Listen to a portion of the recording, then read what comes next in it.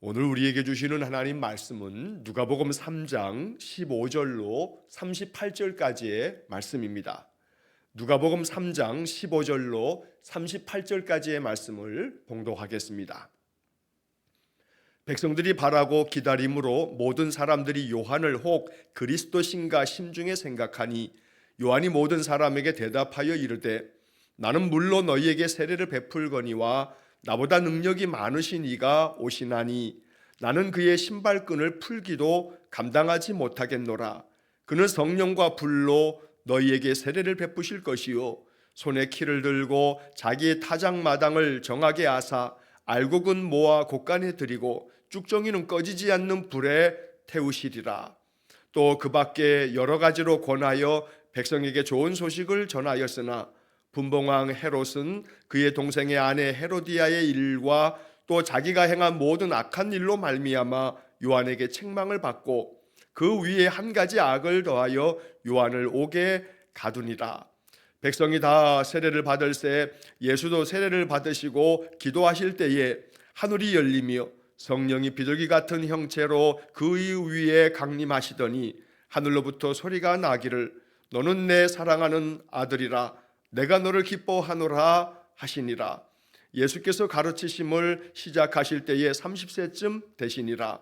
사람들이 아는 대로는 요셉의 아들이니 요셉의 위는 헬리요 그 위는 마따시요 그 위는 레위요 그 위는 멜기요 그 위는 얀나요 그 위는 요셉이요 그 위는 마따디아요 그 위는 아모스요 그 위는 나훔이요 그 위는 에슬리요 그 위는 낫게요 그 위는 마아시요 그 위는 마따디아요 그 위는 서머인이요 그 위는 요색이요 그 위는 요다요 그 위는 요하나니요 그 위는 레사요 그 위는 스룹바벨이요 그 위는 스알디엘이요 그 위는 네리요 그 위는 멜기요 그 위는 아띠요 그 위는 고삼이요 그 위는 엘마담이요 그 위는 에르요 그 위는 예수요 그 위는 엘리에서요 그 위는 요림이요 그 위는 마따시요 그 위는 레위요 그 위는 시므온이요 그 위는 유다요 그 위는 요셉이요 그 위는 요남이요 그 위는 엘리야김이요 그 위는 멜레아요 그 위는 멘나요 그 위는 마따다요 그 위는 나단이요 그 위는 다윗이요 그 위는 이세요 그 위는 오벳이요 그 위는 보아스요 그 위는 살몬이요 그 위는 나손이요 그 위는 아미나답이요 그 위는 아니요 그 위는 헤스론이요 그 위는 베레스요 그 위는 유다요 그 위는 야곱이요 그 위는 이삭이요 그 위는 아브라함이요 그 위는 데라요 그 위는 나홀이요 그 위는 스룹이요 그 위는 루요 그 위는 벨렉이요 그 위는 헤버요 그 위는 살라요 그 위는 가나니요 그 위는 아박사시요 그 위는 셈이요 그 위는 노아요 그 위는 레멕이요 그 위는 무두셀라요 그 위는 에녹이요 그 위는 야렛이요 그 위는 마할랄렐이요 그 위는 가이난이요 그 위는 에노스요 그 위는 셋이요 그 위는 아담이요 그 위는 하나님이시니라. 아멘. 자, 어제에 이어서 오늘도 누가복음 3장 15절로 38절의 말씀을 읽었습니다. 이 누가복음 3장의 말씀은 오늘 본문의 23절부터 38절까지 나오는 것처럼 예수님의 족보가 담겨 있는 성경의 장입니다. 예수님의 족보는 마태복음 1장과 누가복음 3장 이렇게 두 군데 기록이 되어져 있습니다. 그러나 각각 마태복음 1장에 나오는 예수님의 족보와 누가복음 3장에 나오는 예수님의 족보는 특이점이 서로 다르고 그래서 족보에 등장하는 이름들도 공통적인 것도 있지만 또 차이가 나는 이름도 상당히 많습니다. 각각 마태도 또 누가도 예수님의 족보를 기록하지만 그 족보를 통해서 강조하고자 하는 바가 다르기 때문에 이 족보의 전개 방식도 다르고 또 그 족보에 기록되어 있는 이름들의 내용도 이제 차이를 보이는 것입니다. 그래서 오늘 이 누가복음 3장의 예수님의 족보 이야기를 또 우리가 살필 것이고, 자, 그 앞에서는 세례 요한이 감당했던 예수 그리스도 메시아가 오시기 전에 세례 요한의 그 사역들을 소개하고, 그리고 예수님께서도 그 요한에게 찾아 나아가 세례를 받으시는 장면을 우리가 그 앞에 22절까지의 말씀에서 보게 됩니다. 오늘도 이 본문의 말씀을 통해서 하나님 우리에게 말씀하시는 영적 교훈을 마음 깊이 깨닫게 되기를 축원합니다. 자, 먼저 15절 말씀부터 17절까지의 말씀에서 요한은 자기 자신이 그리스도가 아니다라는 것을 분명히 밝히고, 자기 뒤에 오실 메시아 그리스도가 어떠한 분인지에 대해서 소개를 합니다. 자, 15절 말씀을 보시면 백성들이 바라고 기다림으로 모든 사람들이 요한을 혹 그리스도신가 심중에 생각하니, 요한이 요단 강가에서 세례를 베풀면서 회개를 촉구하고 하나님의 나라가 가까웠다라고 선포하는 모습들을 보면서 오랜 동안에 선지자가 나타나지 않으므로 선지자를 기다리거나 또 구약의 선지자들이 얘기했던 메시아를 기다렸던 백성들은 요한의 등장으로 인해서 저분이 그리스도가 아닐까라고 하는 생각을 갖게 되었습니다. 특별히 15절에서 누가는 이 이야기를 전하면서 백성들이 바라고 기다림으로 라고 하는 표현을 사용하고 있습니다. 오랜 동안 유대인들이 바랐던 것, 기다렸던 것은 바로 메시아가 오셔서 자신들을 구원해 주시기를 바랬습니다. 그래서 바라고 기다림으로 라고 하는 그런 구절은 유대인들의 마음이 무엇인지를 잘 알려주고 있습니다. 또 동시에 우리의 마음도 이 백성들이 바라고 기다렸던 것처럼 주 예수의 강림하심을 바라고 기다리는, 성령의 충만한 임재를 바라고 기다리는 그런 마음으로 우리가 인생을 살고 또 신앙의 길을 걸어가야겠습니다. 요한이 그리스도 메시아 되신가 라고 심중에 생각했지만 요한은 사람들에게 대답합니다. 나는 물로 너희에게 세례를 베풀거니와 나보다 능력이 많으시니가 오시나니 나는 그의 신발끈을 풀기도 감당하지 못하겠노라.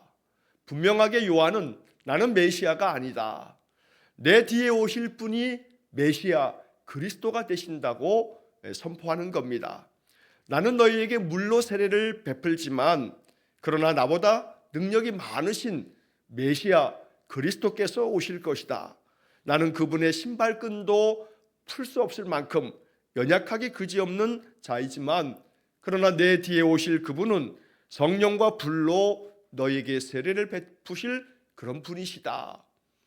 요한복음에서는 이 세례 요한이 자기 자신은 쇠하여야겠고 예수님은 흥하여야겠다 하는 표현까지 사용하면서 이 요한은 오직 자신은 그리스도 즉 메시아가 오시는 그 길을 준비하는 광야에 외치는 소리라 라고 하는 선지자 이사야의 말씀에 자신이 어떠한 존재인지만을 밝히면서 오직 초점은 내 뒤에 오실 구원자 메시아 되신 예수님에 대해서 요한은 계속해서 증거합니다. 17절 말씀에서는 매우 중요한 말씀을 전하는데, 바로 나보다 능력이 많으신 그 메시아 그리스도께서 오시면 알곡은 모아서 곳간에 드리고 쭉정이는 꺼지지 않는 불에 태우시리라 라고 말씀하므로, 바로 이 알곡은 구원받을 성도를 이야기하고 쭉정이는 예수를 구주로 믿지 아니하고 하나님 섬기는 일을 거역함으로 하나님에게서 결국 심판을 면치 못할 그러한 인생들을 쭉정이로 묘사하고 있습니다. 우리는 27절 말씀 앞에서도 마음 깊이 묵상하기를, 나의 인생의 삶이 알곡이 되고 하나님 곳간에 드리는 그런 은혜가 있기를 기도해야겠습니다. 언제나 알곡의 삶이 되기를 소망하고 또 그래서 늘 말씀대로 순종하면서 우리의 인생의 삶이 늘 그리스도의 가르침을 따르는 그런 믿음의 인생 되시기를 간절히 축원합니다. 자, 이렇게 요한이 자기는 그리스도가 아니고 오히려 자기 뒤에 오실 능력 많으신 그리스도, 바로 그 예수님께서 성령과 불로 이 땅에 충만하게 세례를 베푸시며 임재하실 것을 가르치신 후에 그 외에도 여러 가지 많은 복음을 전하였다고 18절 말씀에 기록하고 있습니다. 또 그 밖에 여러 가지로 권하여 백성에게 좋은 소식을 전하였으나, 요한이 백성들이 듣기에 좋은 소리만을 했던 것은 아닙니다. 그래서 여기 18절에서 백성에게 좋은 소식을 전하였지만, 하지만 분봉왕 헤롯에게는 심판의 말씀과 같이 거칠게 그의 죄악된 것을 비판하면서 하나님의 말씀을 엄중하게 선포하기도 했습니다.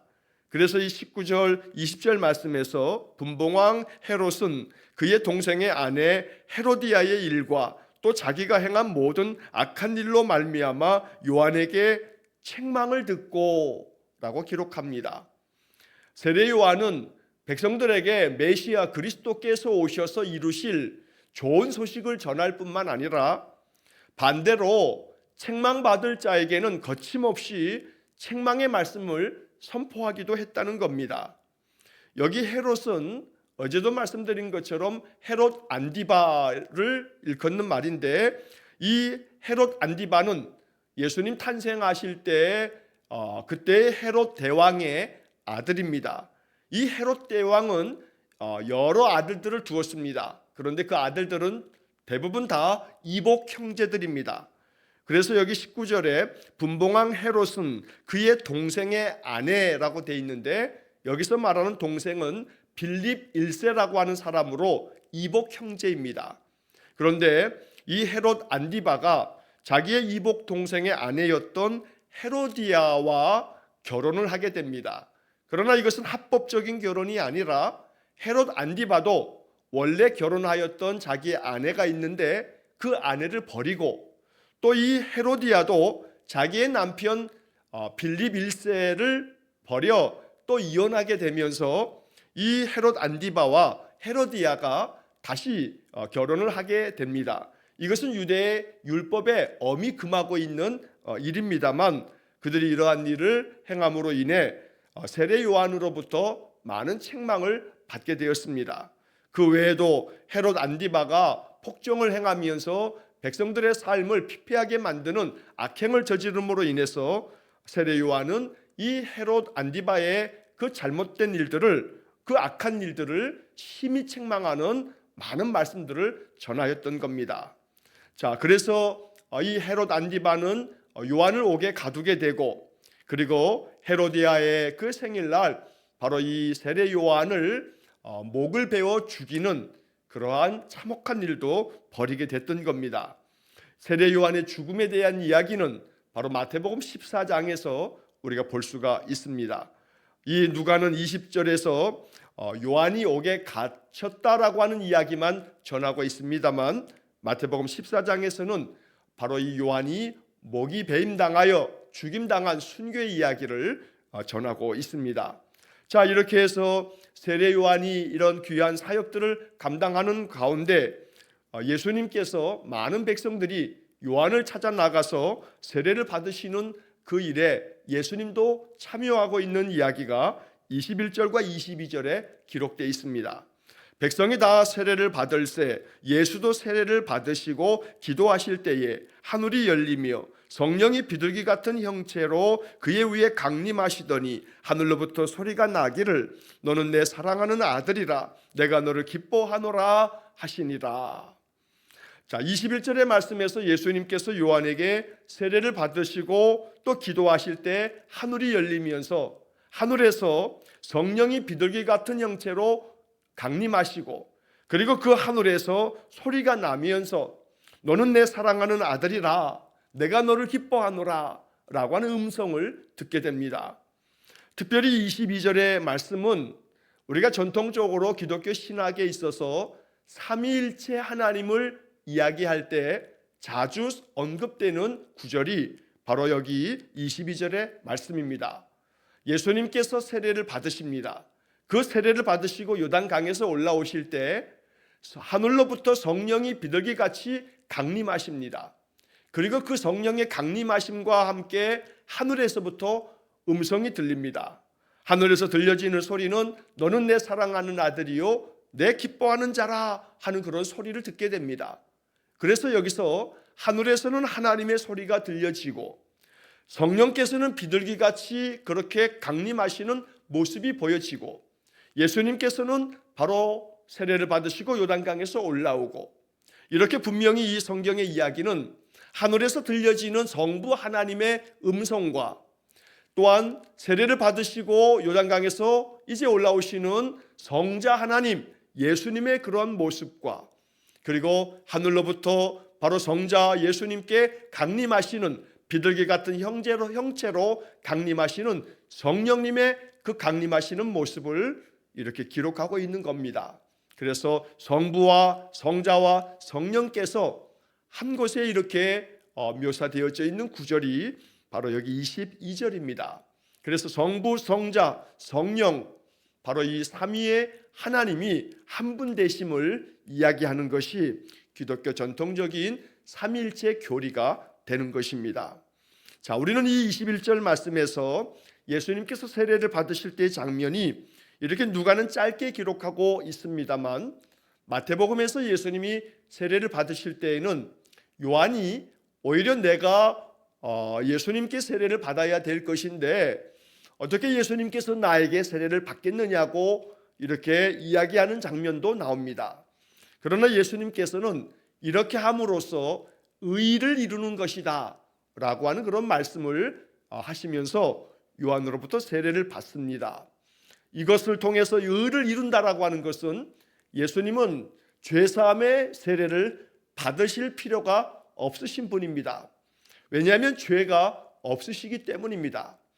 그럼에도 불구하고 예수님이 세례를 받으신 까닭은 예수님이 친히 인간의 몸으로 인간이 되어서 성육신하셨기 때문입니다. 그래서 예수님이 친히 세례를 받으시는 까닭은 죄사함을 받기 위한 세례가 아니고 모든 인생들이 세례를 받아야 한다는 것을 나타내 보이시기 위해서 예수님이 친히 세례를 받으시는 그런 모습을 보여주셨다는 겁니다. 우리는 모두가 다 세례를 받음으로써 하나님의 자녀 되어지는 은혜를 얻게 됩니다.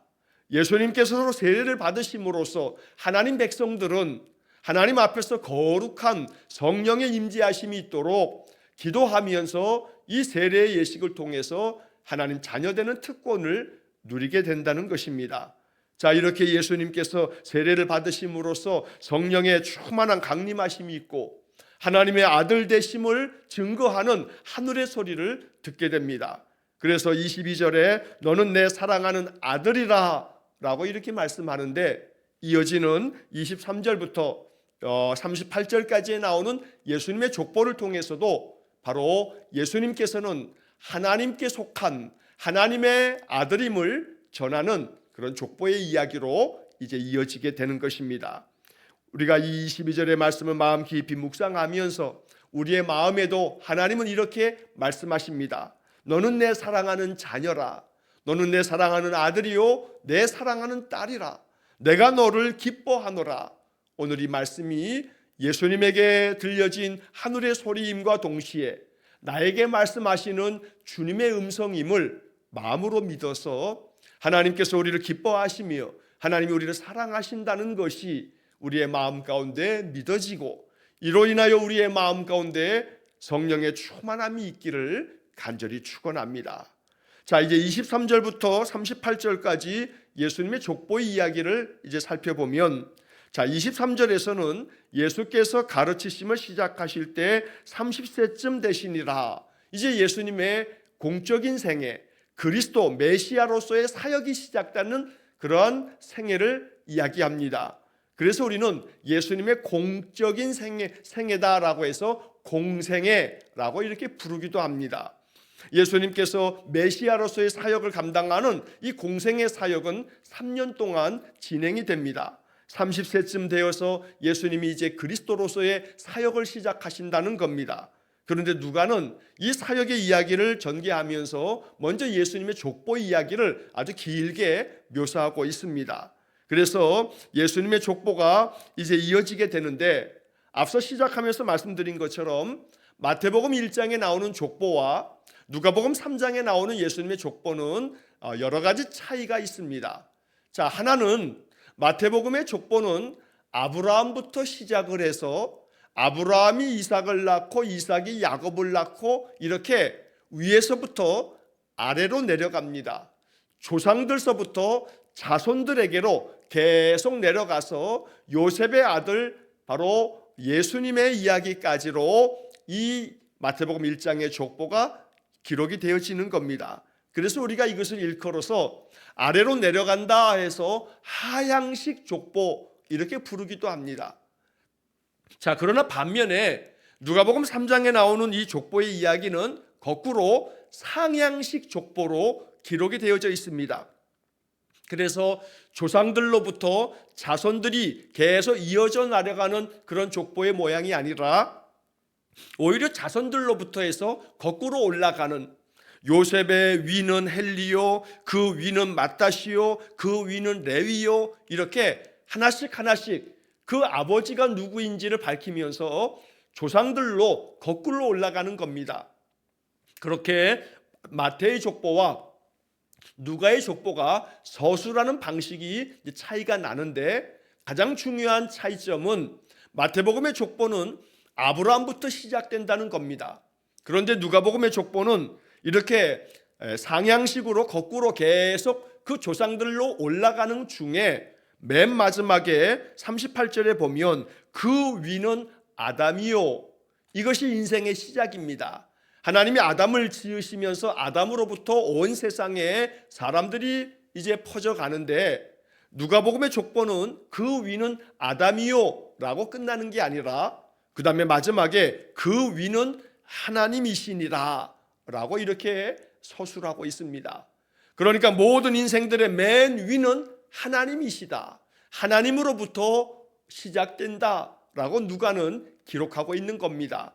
하나님이 아담을 낳았다는 얘기가 아니고 하나님으로부터 아담이 창조됨으로써 인생이 시작되었다는 것을 누가가 이렇게 표현하고 있다는 것입니다. 그래서 마태는 마태복음서가 유대인들을 위해서 기록한 복음서이기 때문에 유대인들에게 있어서 조상은 아브라함으로부터 시작됩니다. 그들은 우리의 조상은 아브라함이라고 말합니다. 아브라함부터 시작된 유대인들의 그 전통에 따라서, 특별히 유대인들은 메시아는 이 땅에 오셔서 자신들을 다스리실 통치자, 왕으로 오실 것이라는 큰 기대를 가지고 있었습니다.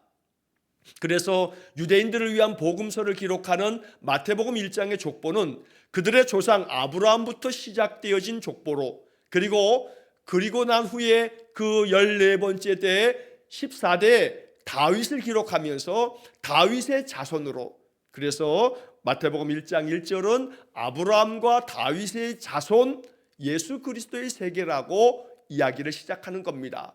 예수님께서 아브라함의 자손이면서 왕이신 다윗의 자손으로 이 땅에 구세주 왕으로 오셨다라고 하는 이야기를 강조하기 위해서 이렇게 족보를 기록하고 있다는 겁니다. 자, 반면에 이 누가복음의 족보는 좀 전에 말씀드린 것처럼 이렇게 상향식으로 자손들로부터 조상으로 계속 더듬어 올라가면서 맨 위는 하나님이라 라고 말씀하시므로 하나님께서 세상 모든 만민들의 시작점이다, 하나님께서 세상을 창조하심으로 온 세상 만민이 이 세상에 살게 되었다, 그리고 그 가운데 하나님께서 메시아를 보내시기 위해서 요셉을 통해 이제 메시아가 이 땅에 나는 그러한 족보를 소개하고 있다는 겁니다. 자, 여기서 우리가 유심히 살펴보면 한 가지 중요한 구절 하나를 발견하게 되는데 23절 하반절에 나오는 이야기입니다. 자, 23절 중간쯤에 보시면 사람들이 아는 대로는 요셉의 아들이니 라고 하는 구절이 나옵니다. 자, 이 누가복음 3장 23절의 말씀에서 바로 예수님의 아버지로 일컬어지는 이 요셉, 실제로 이 예수님은 요셉의 혈통으로 난 것은 아닙니다. 아버지의 씨로 예수님께서 이 요셉의 씨로 난 것이 아니라 분명히 마태복음에서도 이야기하고 누가복음에서도 이야기함처럼 예수님은 성령의 잉태하심으로 태어나신 분이신데, 바로 이 이야기를 할 때 이 요셉은 그의 아내 마리아를 통해서 나신 그 예수님께서 이 땅에서 육신의 아버지로서 이제 그 아버지의 역할을 감당하게 되는데, 그 아버지 요셉을 이야기할 때 이 누가복음 3장 23절에서는 사람들이 아는 대로는 요셉의 아들이니, 사람들이 아는 대로 요셉의 아들이다. 요셉의 씨는 아니나 그러나 예수님의 그 아버지는 요셉으로 알려져 있다라고 하는 것을 누가가 이렇게 표현함으로써 요셉의 씨에서 태어난 아들이 아니라 사람들이 아는 대로 바로 요셉이 예수님의 아버지로 그렇게 알려져 있다라고 하는 것을 누가가 의도적으로 동정녀 탄생을 이야기하는 그 표현 방식을 이렇게 사용하고 있다는 겁니다. 자, 그런데 이제 그 다음부터 족보의 이 이름들을 마태복음 1장을 펴놓고서 이렇게 비교해 보게 되면 이름들이 차이가 참 큽니다. 이 요셉의 아버지가 헬리라고 되어져 있는데 이것서부터 바로 마태복음 1장의 족보하고 차이가 나는 겁니다. 자, 그래서 이 마태복음과 또 누가복음의 그 족보에서 거의 비슷한 이름을 가지고 있는 그 족보는 다윗서부터 아브라함까지에 이르는 그 족보의 이름은 마태복음에 나오는 족보하고 이름들이 거의 같습니다. 그러나 그 이후에는 그 족보의 이름들이 차이가 납니다. 31절 말씀을 보시게 되면, 자, 31절 말씀에 누가복음 3장 31절, 그 위는 멜레아요, 그 위는 맨나요, 그 위는 마따다요, 그 위는 나단이요, 그 위는 다윗이요. 우리가 마태복음 1장에서는 다윗이 우리아의 아내에게서 솔로몬을 낳고, 이렇게 솔로몬은 르호보암을 낳고, 이렇게 예수님의 족보가 왕의 계보를 잇는 족보로 예수님의 족보를 언급합니다. 그래서 우리는 이 마태복음 1장은 예수님이 왕의 계보를 잇는 왕의 족보 안에 들어가는 분으로 이 땅에 나신 분이다 라고 하는 것을 강조하기 위해서 바로 솔로몬의 아들 이 르호보암으로부터 시작되어지는 바로 이 남유다의 왕들의 이름들이 쭉 이어지면서 예수님께로 이어지는 족보를 보게 되는 겁니다. 자, 그런데 오늘 이 누가복음에서는 우리가 지금 이 31절에서 보는 것처럼 다윗의 아들이 나단이고, 그 나단의 아들은 마따다요, 그의 아들은 맨나고 또 멜레하고 이렇게 이어지게 됩니다. 그러니까 이 누가복음의 족보하고 마태복음의 족보와는 이 다윗에서부터 그 다음에 이어지는 족보들의 이름이 이렇게 전혀 다른 족보를 보여주고 있다는 겁니다. 이에 대해서 성경의 많은 주석가들의 해석이 여러 가지가 있습니다. 그 중에 이제 대체적으로 많이 언급되어지는 그런 이야기는 바로 요셉의 위는 헬리오라고 했을 때 이 헬리는 바로 요셉의 장인의 이름으로 이렇게 언급되었다. 그러니까 이 마태복음 1장에서는 요셉의 자기의 혈통의 아버지를 마태복음 1장은 기록하는 반면에 바로 이 누가복음 3장에서는 이 요셉의 위는 헬리오라고 함으로써 이 헬리는 자기의 장인, 그래서 법적으로 이 자기의 아내와 결혼함으로써 이제 아버지가 된 오늘 우리가 이해하기 쉽게 말하면 장인의 이름으로 그 족보가 이어지고 있다는 것입니다.